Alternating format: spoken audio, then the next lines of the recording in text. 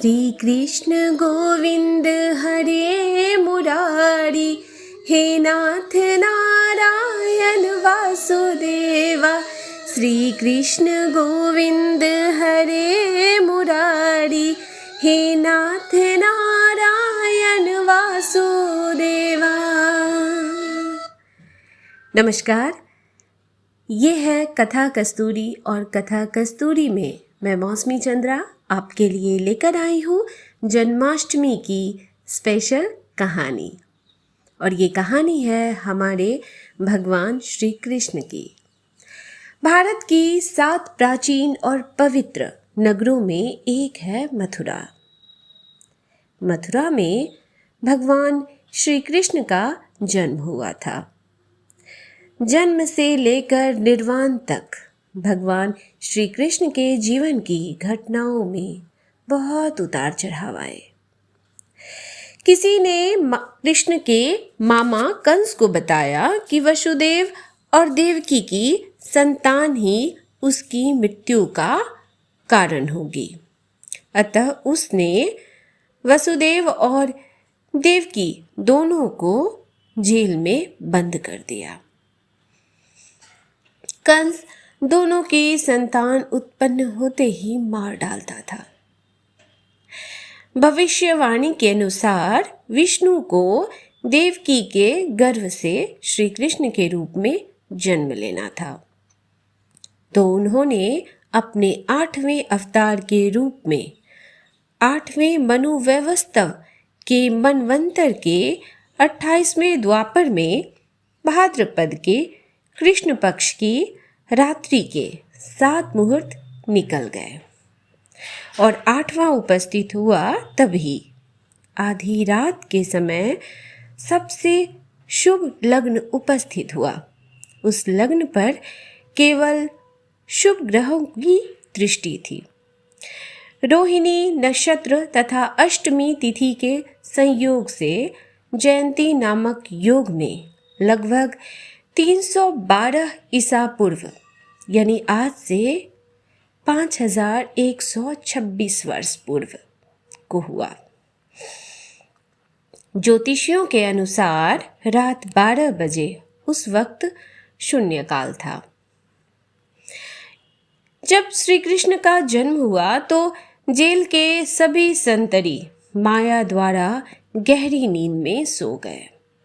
Jail के दरवाजे स्वतः ही खुल गए। उस वक्त भारी बारिश हो रही थी। यमुना में उफान था।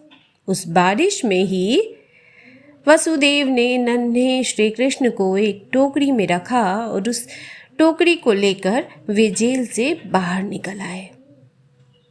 कुछ दूरी पर ही यमुना नदी थी। उन्हें उस पार जाना था, लेकिन कैसे? तभी चमत्कार हुआ। यमुना के जल ने भगवान के चरण स्पर्श किए और फिर उसका जल 2 हिस्सों में बट गया और इस पार से उस पार रास्ता बन गया।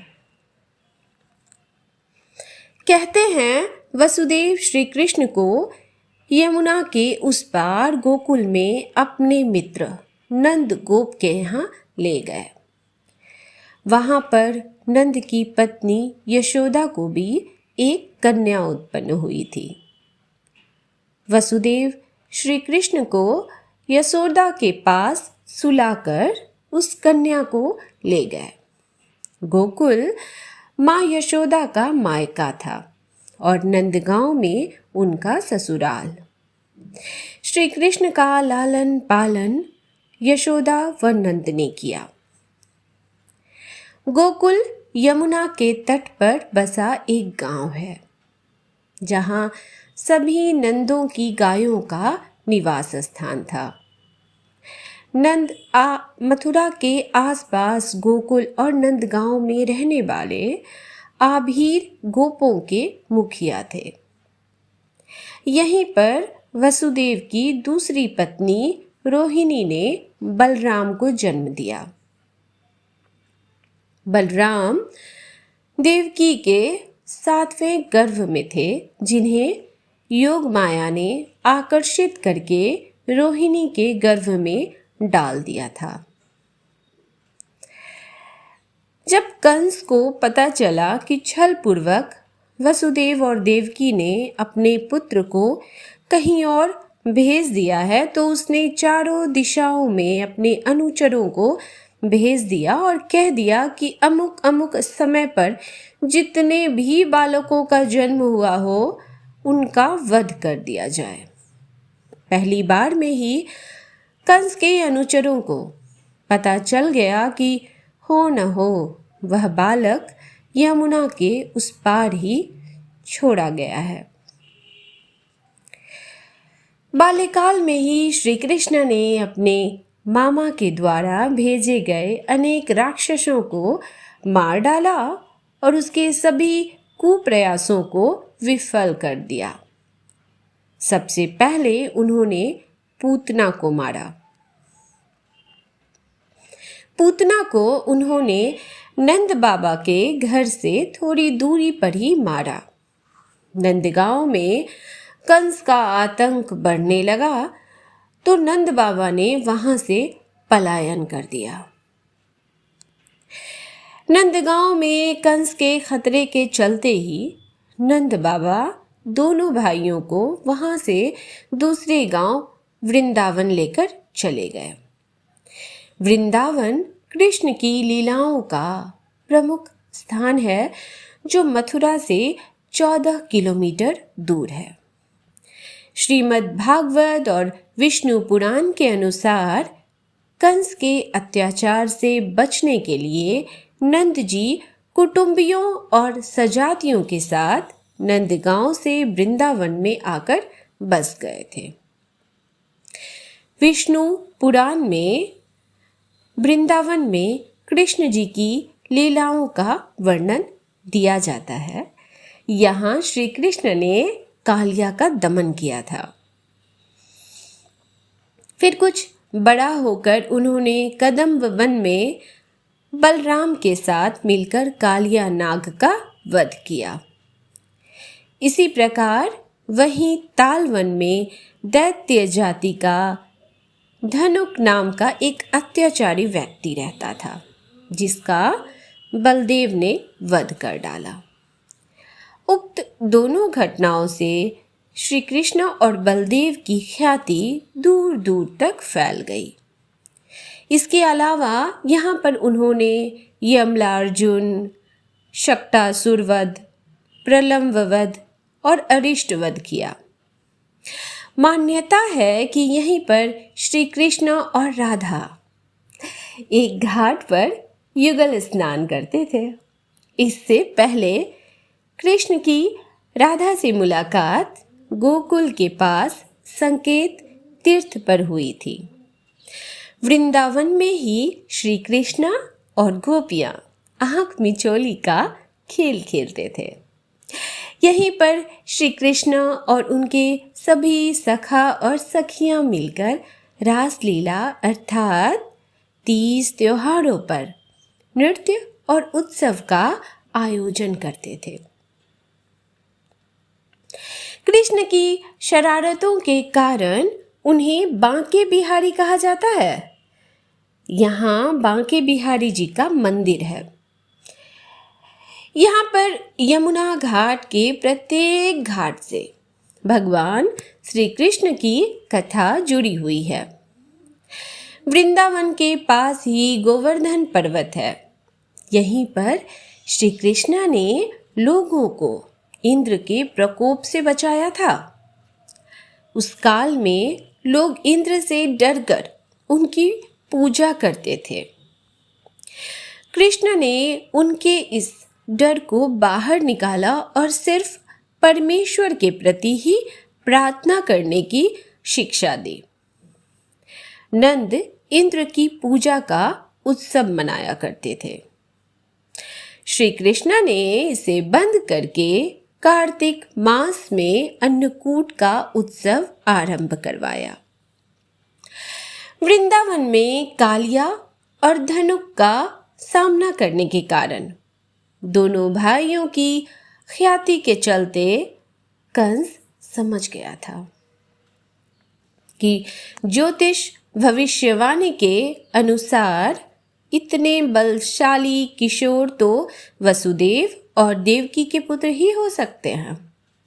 तब कंस ने दोनों भाइयों को पहलवानी के लिए निमंत्रण दिया, क्योंकि कंस चाहता था कि इन्हें पहलवानों के हाथों मरवा दिया जाए।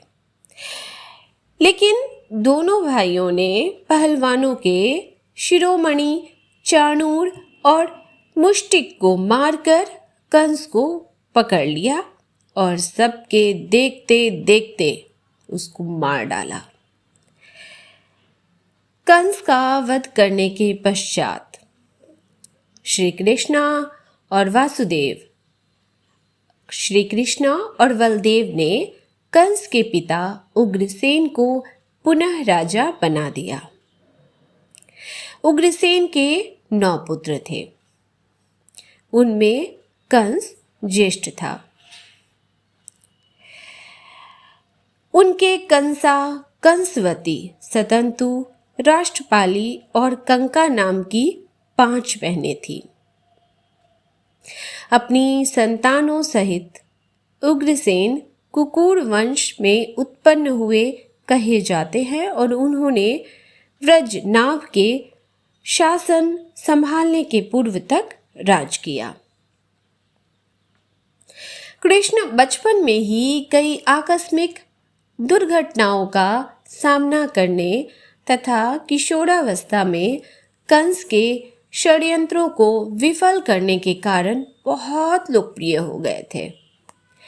कंस के वध के बाद उनका अज्ञातवास भी समाप्त हुआ और उनके सहित राज का भय भी। तब उनके पिता और पातक ने दोनों भाइयों की शिक्षा और दीक्षा का इंतजाम किया।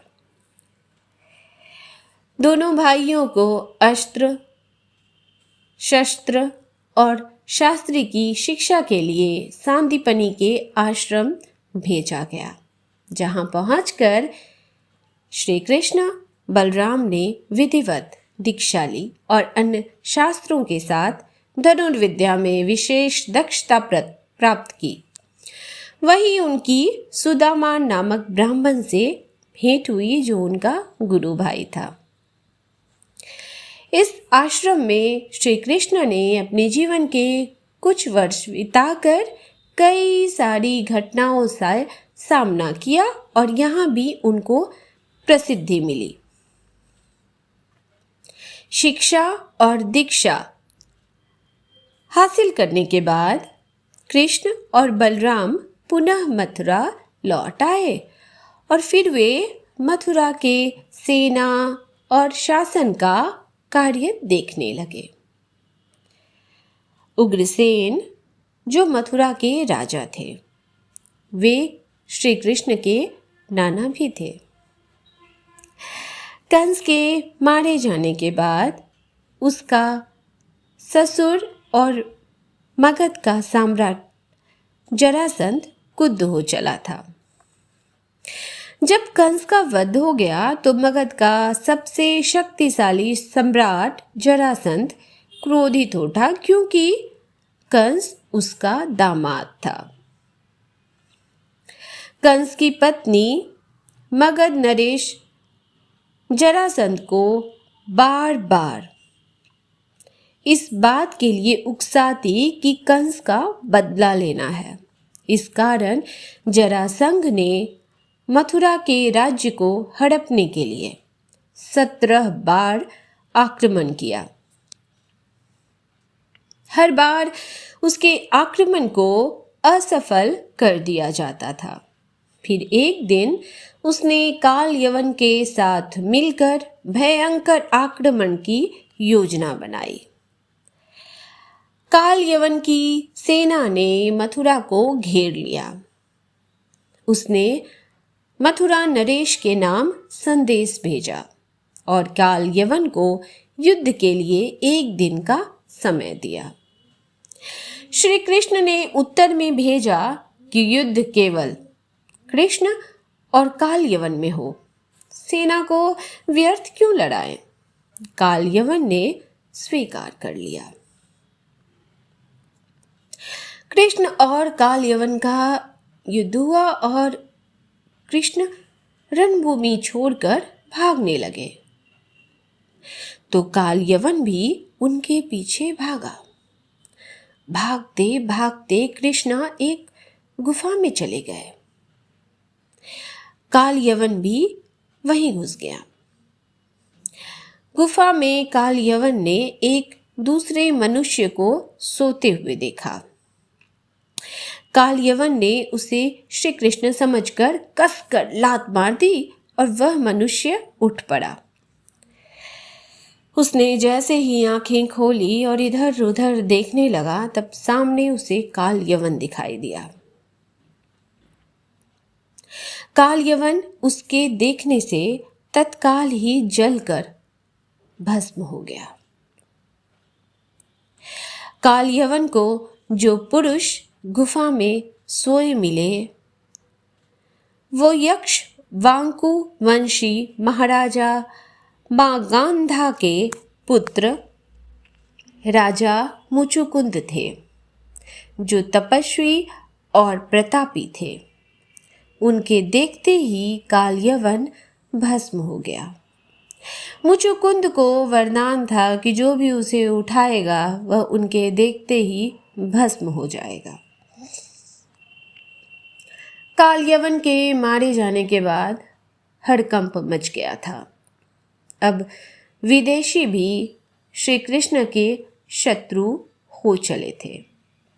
तब अंततः कृष्णा ने अपने 18 कुल के सजातियों को मथुरा छोड़ देने पर राजी कर लिया। वे सब मथुरा छोड़कर द्वारका में जाकर बस गए। उग्रसेन, अक्रूर, बलराम सहित लाखों की तादाद में श्री कृष्ण के कुल के यादव अपने पूर्व स्थान द्वारका लौट गए। रह गए तो सिर्फ वे जो कृष्ण कुल के नहीं थे। लाखों की संख्या में मथुरा मंडल के लोगों ने उनको रोकने का प्रयास किया, जिनमें दूसरे यदुवंशी भी थे। सभी की आंखों में आंसू थे, लेकिन कृष्ण को तो जाना ही था। द्वारिका में रहकर कृष्ण ने सुखपूर्वक जीवन बिताया। यहीं रहकर उन्होंने हस्तिनापुर की राजनीति में अपनी गतिविधियां बढ़ाई और 8 स्त्रियों से विवाह कर एक नए कुल और साम्राज्य की स्थापना की। द्वारिका बैकुंठ के समान थी। कृष्ण की 8 पत्नियां थी। रुक्मिणी, सत्यभामा, जाम्बवती, मित्रवंदा, सत्या, लक्ष्मणा, भद्रा और कालिंदी। इनसे उनका कई पुत्र भी हुए और कई पुत्रियां भी प्राप्त हुई। इसके बाद श्री कृष्ण ने नरकासुर द्वारा बंधक बनाई गई लगभग 16,000 स्त्रियों को मुक्त कराकर उन्हें द्वारिका में शरण दी। नरकासुर के अत्याचार से देवतागण त्राही त्राही कर रहे थे। वह वरुण का शत्रु और अदिति के कुंडल और देवताओं की मणि छीनकर त्रिलोक विजयी हो गया था। वह पृथ्वी की हजारों सुंदर कन्याओं का अपहरण कर उनको बंदी बनाकर उनका शोषण करता था। मुक्त कराई गई ये सभी स्त्रियां कृष्ण की पत्नियां या भोग्या नहीं थी, बल्कि उनकी सखियां और शिष्या थी, जो उनके राज्य में सुखपूर्वक स्वतंत्रतापूर्वक अपना जीवन अपने तरीके से यापन कर रही थी। एक दिन पंचाल के राजा द्रुपद द्वारा द्रौपदी स्वयंवर का आयोजन किया गया। उस काल में पांडव के वनवास के 2 साल में से अज्ञातवास का 1 साल बीत चुका था। कृष्ण भी उस स्वयंवर में गए। वहाँ उनकी बुआ के लड़के यानी कुंती, माता कुंती के लड़के पांडव भी मौजूद थे। यहीं से पांडवों के साथ श्री कृष्ण की घनिष्ठता आरंभ हुई। पांडव अर्जुन ने मत्स्य भेद कर द्रौपदी को प्राप्त कर लिया और इस प्रकार अपनी धनुर्विद्या का कौशल अनेक देश के राजाओं के समक्ष प्रकट किया। अर्जुन की इस कौशलता से श्री कृष्ण बहुत प्रसन्न हुए। वहीं उन्होंने पांडवों से मित्रता बढ़ाई और वनवास की समाप्ति के बाद वे पांडवों के साथ हस्तिनापुर पहुंचे। कुरुराज धृतराष्ट्र ने पांडवों को इंद्रप्रस्थ के आसपास का प्रदेश दे रखा था। पांडवों ने कृष्ण के द्वारका निर्माण संबंधी अनुभव का लाभ उठाया। उनकी सहायता से उन्होंने भी जंगल के एक भाग को साफ कराकर इंद्रप्रस्थ नगर को अच्छे और सुंदर ढंग से बसाया। इसके बाद कृष्ण द्वारिका लौट गए। फिर एक दिन अर्जुन तीर्थाटन के दौरान द्वारिका पहुंच गए। वहां कृष्ण की बहन सुभद्रा को देखकर वो मोहित हो गए। कृष्ण ने दोनों का विवाह करा दिया और इस तरह कृष्ण की अर्जुन से प्रगाढ़ मित्रता हो गई। इंद्रप्रस्थ के निर्माण के बाद युधिष्ठिर ने राजसूय यज्ञ का आयोजन किया और आवश्यक परामर्श के लिए कृष्ण को बुलाया। कृष्ण इंद्रप्रस्थ आए और उन्होंने राजसूय यज्ञ के आयोजन का समर्थन किया, लेकिन उन्होंने युधिष्ठिर से कहा कि पहले अत्याचारी राजाओं और उनकी सत्ता को नष्ट किया जाए, तभी राजसूय यज्ञ का महत्व रहेगा और देश विदेश में प्रसिद्धि होगी। युधिष्ठिर ने कृष्ण के इस सुझाव को स्वीकार कर लिया। तब कृष्ण ने युधिष्ठिर को सबसे पहले जरासंध पर चढ़ाई करने की सलाह दी। इसके बाद भीम और अर्जुन के साथ कृष्ण मगध रवाना हुए और कुछ समय बाद मगध की राजधानी गिरिब्रज पहुंच गए। कृष्ण की नीति सफल हुई और उन्होंने भीम द्वारा मल्ल युद्ध में जरासंध का वध करवा दिया। जरासंध की मृत्यु के बाद कृष्ण ने उसके पुत्र सहदेव को मगध का राजा बनाया। फिर उन्होंने गिरिब्रज के बंदी गृह में बंद सभी राजाओं को मुक्त किया और इस प्रकार कृष्ण ने जरासंध के क्रूर शासन का अंत कर दिया। पांडवों ने सभी को झुकने पर विवश कर दिया और इस तरह इंद्रप्रस्थ का राज्य विस्तार हुआ। इसके बाद युधिष्ठिर ने राजसूय यज्ञ का आयोजन किया। इसी यज्ञ में कृष्ण का शत्रु और जरासंध के मित्र शिशुपाल भी आया हुआ था, जो कृष्ण की पत्नी रुक्मणी के भाई का मित्र था और जो रुक्मणी से विवाह करना चाहता था। यह कृष्ण की दूसरी बुआ का पुत्र था, इस नाते यह कृष्ण का भाई भी था। अपनी बुआ को श्री कृष्ण ने उसके 100 अपराधों को क्षमा करने का वचन दिया था। इसी यज्ञ में कृष्ण का उन्होंने 100वीं बार अपमान कर दिया, जिसके चलते भरी सभा में कृष्ण ने उनका वध कर दिया। द्वारिका में रहकर कृष्ण ने धर्म, राजनीति, नीति आदि के कई पाठ पढ़ाए और धर्म कर्म का प्रचार किया। लेकिन वे कौरवों और पांडवों के बीच युद्ध को नहीं रोक पाए और अंततः महाभारत में वे अर्जुन के सारथी बने। यह उनके जीवन की सबसे बड़ी घटना थी। कृष्ण की महाभारत में भी बहुत बड़ी भूमिका थी। कृष्ण की बहन सुभद्रा अर्जुन की पत्नी थी। श्री कृष्ण ने ही युद्ध से पहले अर्जुन को गीता का उपदेश दिया। महाभारत युद्ध को पांडवों के पक्ष में करने के लिए कृष्ण को युद्ध के पूर्व कई तरह के छल, बल और नीति का उपयोग करना पड़ा। अंततः उनकी नीति के चलते ही पांडवों ने युद्ध जीत लिया। इस युद्ध में भारी संख्या में लोग मारे गए। सभी कौरवों की लाश पर विलाप करते हुए गांधारी ने शाप दिया, हे कृष्ण, तुम्हारे कुल का नाश हो जाए। भगवान श्री कृष्ण का जन्म मथुरा में हुआ था।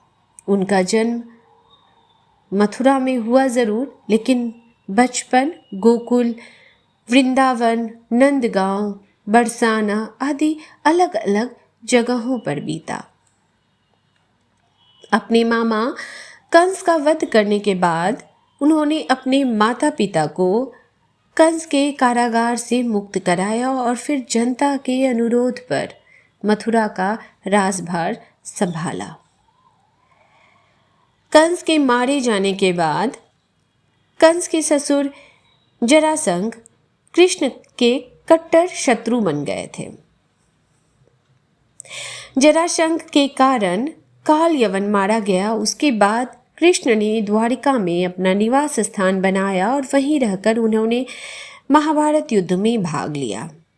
महाभारत युद्ध के बाद कृष्ण ने 36 वर्ष तक द्वारिका में राज किया। धर्म के विरुद्ध आचरण करने के कारण दुर्योधन आदि मारे गए और कौरव वंश का विनाश हो गया।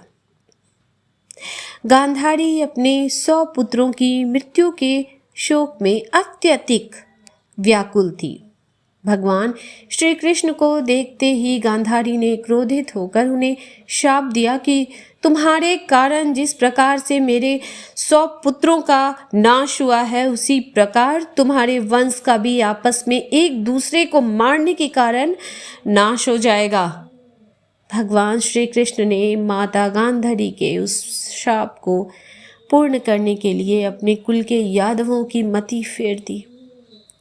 इसका यह मतलब नहीं कि उन्होंने यदुओं के वंश के नाश का शाप दिया था, सिर्फ कृष्ण वंश को ये शाप मिला था। महाभारत का युद्ध समाप्त हो चुका था। कृष्ण द्वारिका में ही रहते थे। पांडव भी युधिष्ठिर को राज्य सौंपकर जंगल चले गए थे। एक दिन अहंकार के वश में आकर कुछ यदुवंशी बालकों ने दुर्वासा ऋषि का अपमान कर दिया। गांधारी के बाद इस पर दुर्वासा ऋषि ने शाप दे दिया कि तुम्हारे वंश का नाश हो जाएगा। उनके शाप के प्रभाव से कृष्ण के सभी यदुवंशी भयभीत हो गए। इस भय के चलते ही एक दिन कृष्ण की आज्ञा से वे सभी एक यदु पर्व पर सोमनाथ के पास स्थित प्रभास क्षेत्र में आ गए। पर्व के हर्ष में उन्होंने अति नशीली मदिरा पी ली और मतवाले होकर एक दूसरे को मारने लगे। इस तरह भगवान श्री कृष्ण को छोड़कर कुछ ही जीवित बच गए।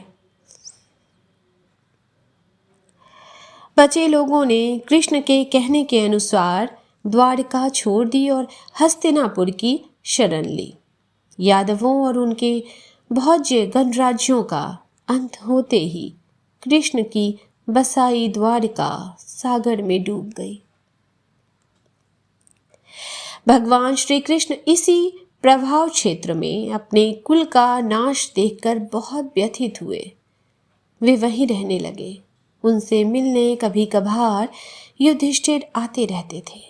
एक दिन वे इसी प्रभाव क्षेत्र के वन में एक पीपल के वृक्ष के नीचे योग निद्रा में लेटे थे। तभी जरा नामक एक बहेलिये ने भूलवश उन्हें हिरन समझकर विषयुक्त वान चला दिया, जो उनके पैर के तलवे में जाकर लगा और भगवान श्री कृष्ण ने इसी को बहाना बनाकर अपनी देह त्याग दी।